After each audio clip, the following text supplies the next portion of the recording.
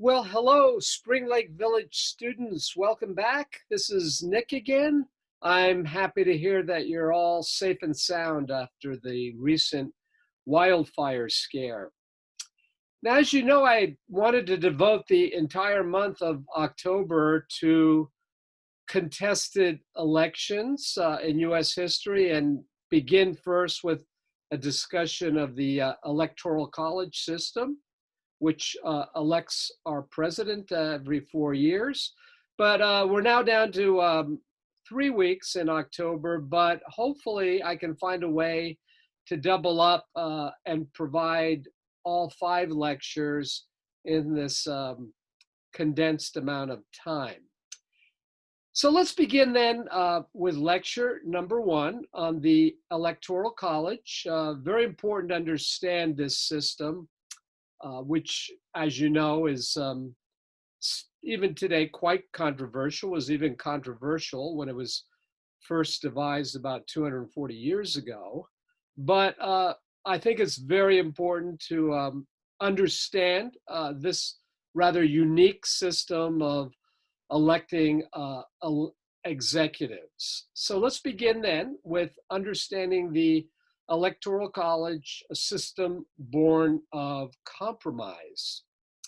So in 1787, the founding fathers would meet in Philadelphia between May and September of that year, 1787, to discuss the overhaul of the so-called Articles of Confederation.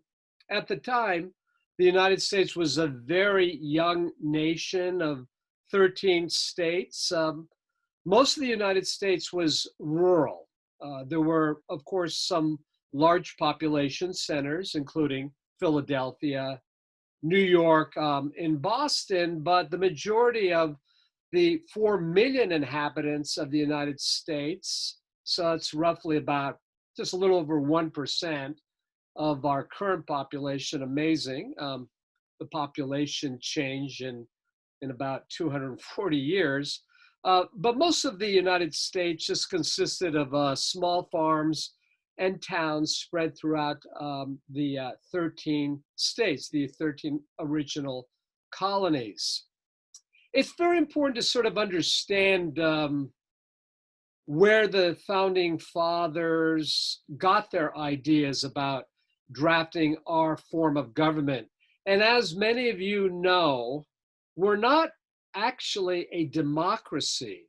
It is true that we do participate in direct forms of democratic government, if you will, and electing senators, representatives, county officials, local officials. But originally, the founding fathers devised a Republican form of government, that is with a little r, very much modeled after the Republican form of government in ancient Rome, the last generation of the so-called Roman Republic. The founding fathers also were very much inspired, very much influenced by the Enlightenment, that great intellectual, political, philosophical ferment that had swept across the continent of Europe already beginning in the 17th century, sort of an outgrowth of the Age of Reason, that age of great scientific inquiry. And of course, many of the ideas of the Enlightenment would be realized and come to fruition with the French Revolution that would take place in 1789. But the founding fathers were very, very much influenced by the very explosive ideas of the European Enlightenment. But they were also heavily influenced by Greco-Roman models. Most of the founding fathers were versed in Greek and Latin, not all of them, but a goodly number, including individuals like James Madison and Thomas Jefferson and John Adams, could read both Greek and Latin. But for the most part, the founding fathers were very familiar with many of the ancient constitutions, many forms of government that had been created during during the ancient Greek period and ancient Roman period.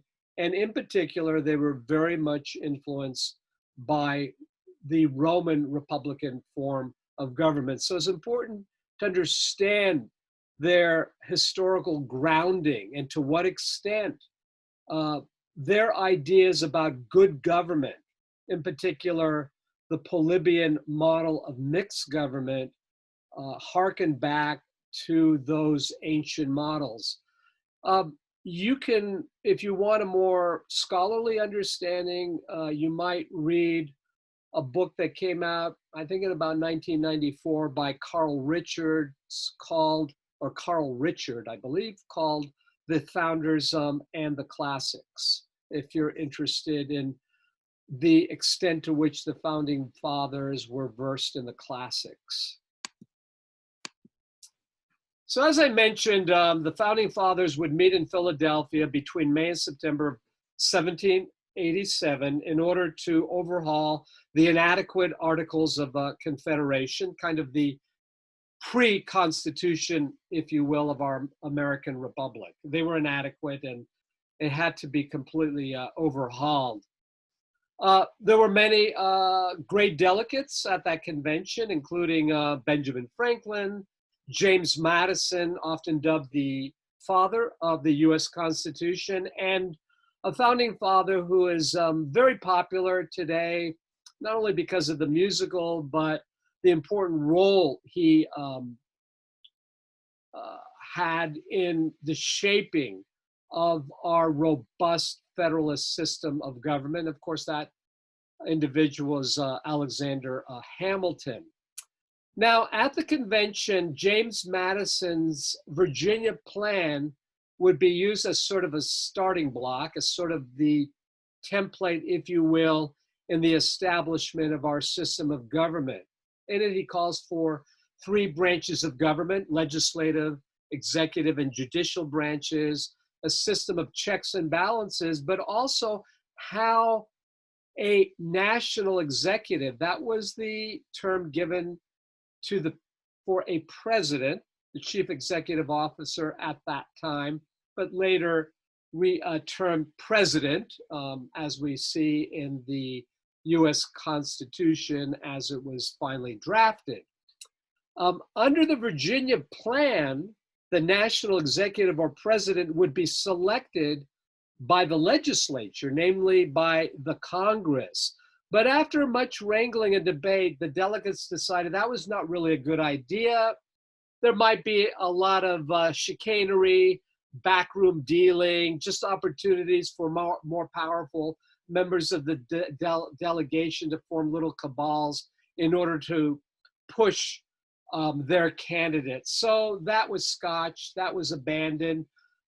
There were some, but not many, who kind of believed in the idea, well, maybe the president or national executive should be selected directly, a direct popular vote. But very quickly, the delegates also abandoned that idea. They simply did not believe that the citizen body, and by citizen body, remember, we're only talking about a select few of males, white males who own property, not females, not African Americans enjoyed the franchise. As you know, that would come many, many, many, many decades later. So some toyed around with the idea of direct popular vote, but that was abandoned because in the main, they did not believe that the average citizen could make an informed decision. And there was some truth to that because most of the citizenry lived in the hinterland. They lived in, they were located far removed from the major urban centers where many of the weighty decisions of the day were being debated.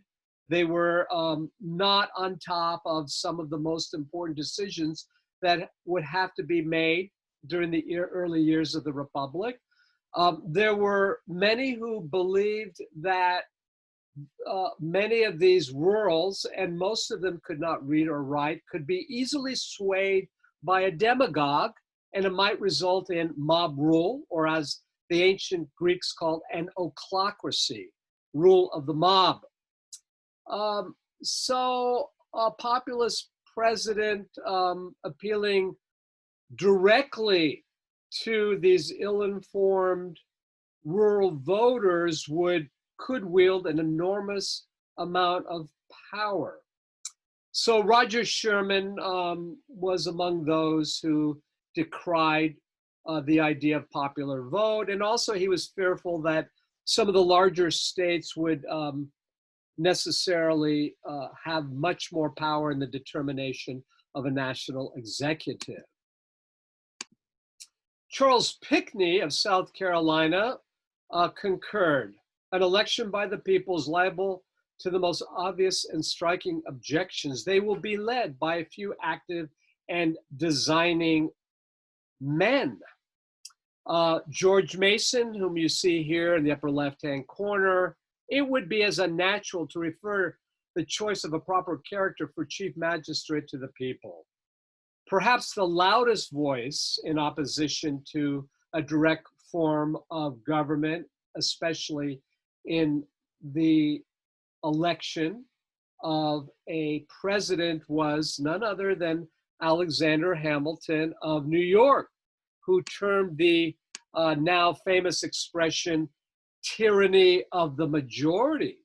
He argued that our chief executive should be chosen by those men most capable of analyzing qualities adapted to the station. So many of them were very antagonistic. I should say the majority, especially led by Alexander Hamilton, felt that direct democracy was anathema to good government. There were also some states that had different qualification requirements vis-a-vis how much land you should own. And then, of course, the thorny issue of whether or not those states that had large slave populations, whether or not their slaves should be counted in the determination of how much influence these slave-owning states should have in the formation of the new government. So we'll talk about that in just a minute, how that was adjudicated, how that was debated, the role of slaves in the southern state. So the founding fathers were confronted with a number of challenges. Again, this was a small country of only 4 million, 13 states, some large, some small, only 4 million strong. Again, it was at a time where we didn't have this instant communication. Transportation was very rudimentary. Most people lived in rural centers, and current information came very slowly to the hinterland. There was not even any thought of national campaigns. This is before the rise of political parties even. The founding fathers didn't even envision the idea of political parties, but within a few years you would have the Federalists, the Anti-Federalists, the Democratic Republican Party, etc. Founders, for the most part, were anathema to the idea of political parties. They believed they were inherently evil, and they were very much influenced by the power politics of the Whigs party in England, and very much influenced by political thinkers in Great Britain. For example, Henry St. John Bolingbroke, who said, "The office should seek the man should not seek the office." How could they choose a president without political parties and without national campaigns? Some argue. But again, there were these kind of political challenges and realities that our founders had to confront, especially in how to craft, to design a system of checks and balances between the executive branch and the legislative branch, and between the 13 states and the federal government. But one thing they knew is that the Articles of Confederation had a very effete, ineffective, centralized government, and they would have to address that right away.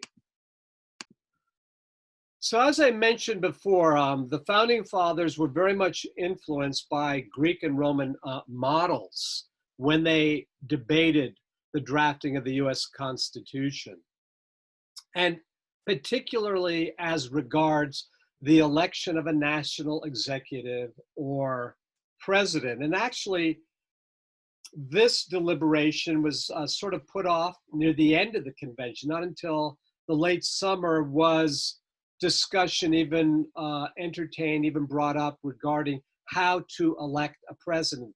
In August of that year, 1787, the Committee of 11 came together to discuss how a president would be elected.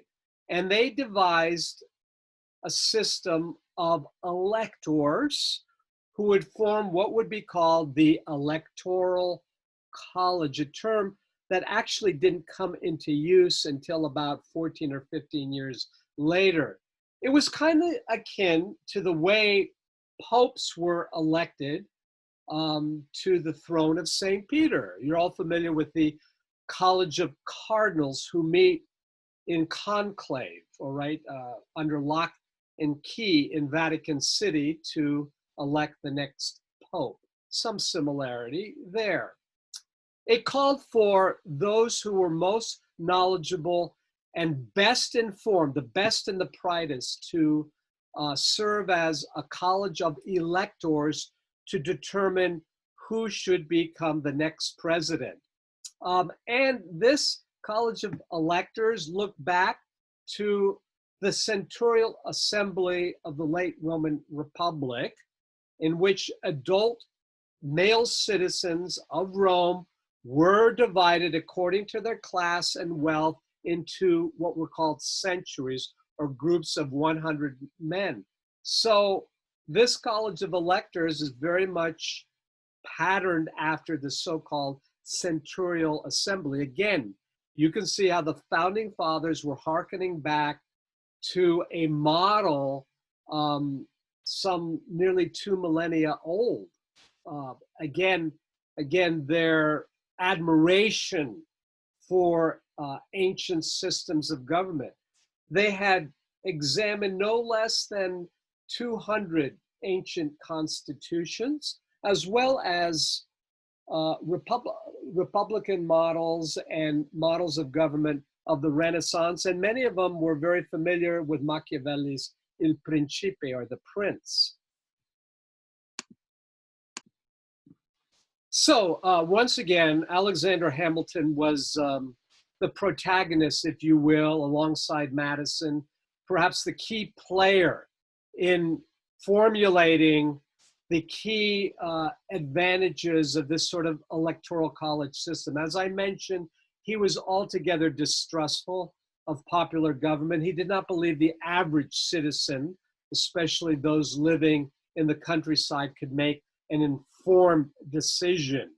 He believed that the electors, or the Electoral College, came together only once and made a very informed decision. They met for one time and for one time only as a kind of conclave to select an individual sort of based upon a merit system.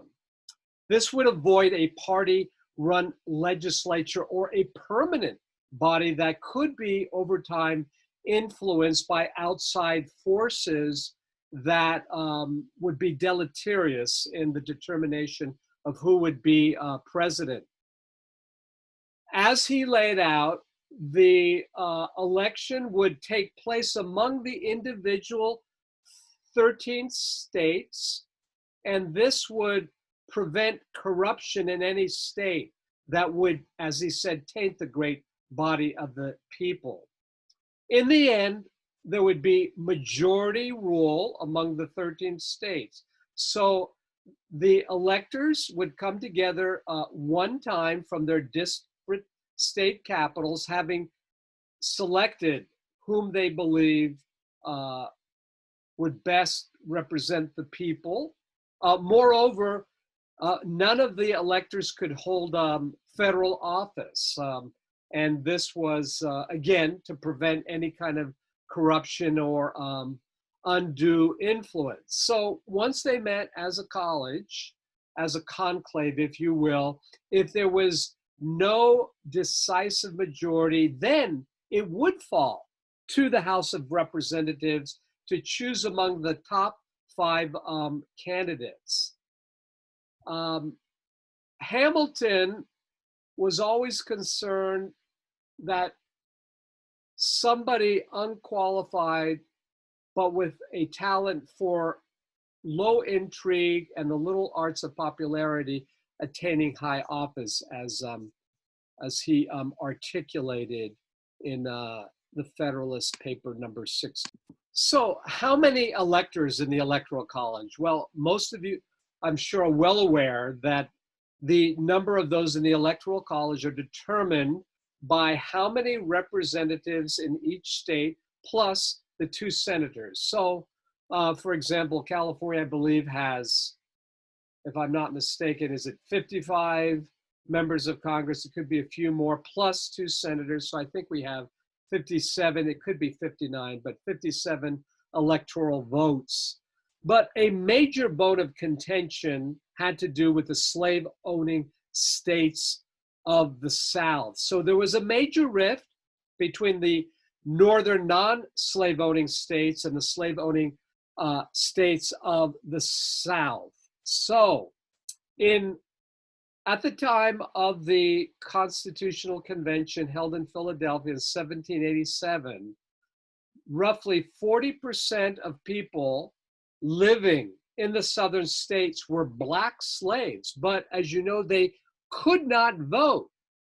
Virginia alone, its population was a little more than 60% of that state consisted of slaves, and they wanted to be represented accordingly. So James Madison, perhaps the most distinguished delegate from Virginia, was well aware that either a direct presidential election or one with an electoral college system should be divvied up according to free white residents only. So that was advanced, and he coming from a state in which the population consisted of 60% slaves, that would in no way be appealing to the slave-owning states of the South. As Madison said, the right of suffrage was much more diffusive, namely an extensive issue in the northern states rather than in the slave-owning states of the South. And those southern states could have no influence in the election on the score of their Negroes or African American population. So in the end, what was decided, and it was enshrined in the US Constitution vis-a-vis how many representatives from the slave-owning states and ultimately how many electors in the Electoral College, was the so-called 3/5 compromise. Very controversial, as you know, especially in light of today's Black Lives Movement debate. This very controversial compromise of allotting this particular formula that African American should be given 3/5 vote. But it was the only way that the southern states would agree to the Constitution. It was the only way that the southern states would agree to ratify the US Constitution. As you can see, here's Roger Sherman and Oliver Elmsworth, who formulated the so-called 3/5 compromise, also known as the Great Compromise. Virginia alone had more than 200,000 slaves, which was a quarter of the total electoral votes required to even win the presidency.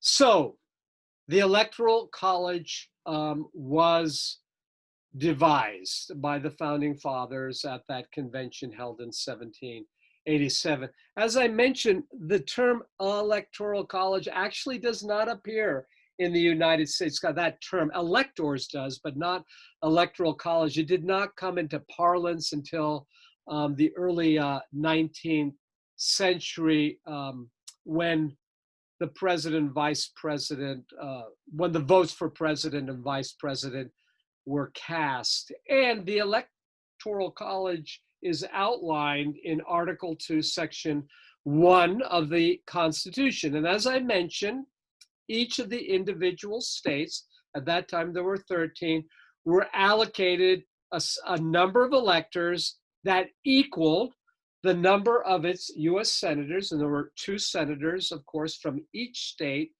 plus the total number of congressmen or representatives to Congress. Of course, over time, this would change depending upon population growth. So in some instances, some states would realize by the decennial census held every 10 years, increased population would result in more representatives, hence more electors.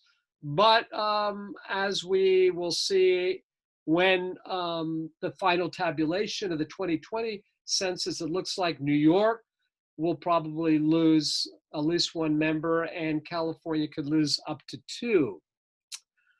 In any case, the actual selection of electors was at the discretion of the individual state legislatures. So in this way, the individual states would have complete say and control of who their electors were, not a centralized federal government. Now, again, in Article 2, Section 1, members of Congress or federal employees were barred from serving as an elector in the Electoral College in order to maintain that delicate balancing act between the legislature and the executive branches of the federal government. As I mentioned, each of the electors would meet in their individual respective states rather than assembling as one body, again, to prevent any kind of collusion, backroom politics, creating any kind of factionalism, preventing, bribery, secret backroom dealing, and even foreign influence. And the idea of advancing, each state of advancing its own particular favorite son. Each elector was required to cast 2 votes for president, at least one of which had to be outside their individual state. So in theory, the winner might well be the second favorite choice. Again, this was very rudimentary, had never been tried before. And as we will see, modifications would have to be made to this system going forward. So once the electors met in their respective states, the votes would be sealed and then delivered from each of the states to the president of the Senate. He in turn would then open them, and this would occur in the first week of December, to both houses of the Congress, and they would read the results. That individual with the most electoral votes, it could not be a simple majority, it had to be an absolute majority, would become president or national executive. And then that individual or candidate with the second number of greatest votes would become the vice president. Now, it is true a lot of this was sort of cobbled together very quickly in the late summer. So there are many knew they would have to be tweaked over time. And that's exactly what does happen. And we'll discuss that, of course, next week. Excuse me, if no absolute majority in the Electoral College, and in the event there was a tie, vote, then the legislature or Congress would determine the president. So, in the eyes of the principal advocates of the Electoral College system, Congress, being the chamber within the legislative branch closest to the electorate, then would choose the president from among its top 5 contenders. So this would be done by allowing each state now to cast only one vote, with an absolute majority of the states being required to eventually elect a president.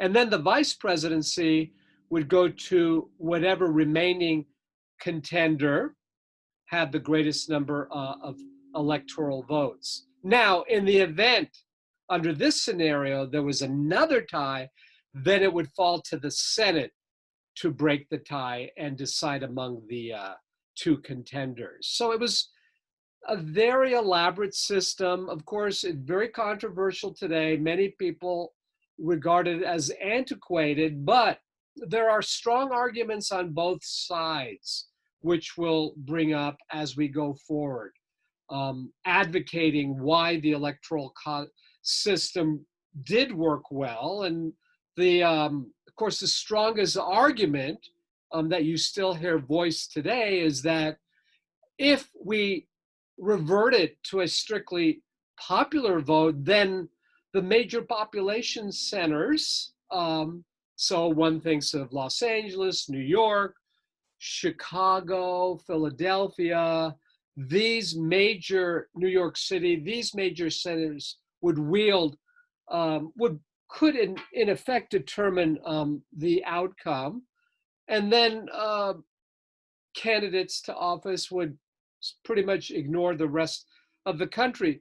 That was even voiced 230 years ago.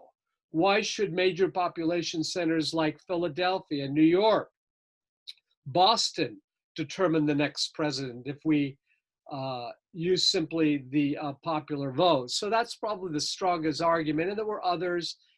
But again, as I've mentioned, there are many who feel it's a very antiquated, difficult, complex system and anachronistic that should be dissolved. But we'll discuss this going forward. So I hope today's today's first lecture, kind of gives you just a good overall understanding of the origins of the Electoral College system, and also to what extent our founding fathers were very much influenced by earlier constitutional systems, earlier Republican systems of government, in particular that created by ancient Rome in the waning days of the Roman Republic.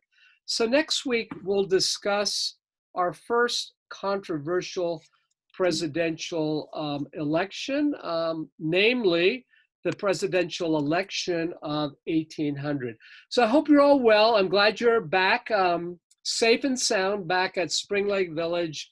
Again, hopefully we'll see one another, I hope before the year is out, but that'll happen soon. So stay well, and I will see you next week.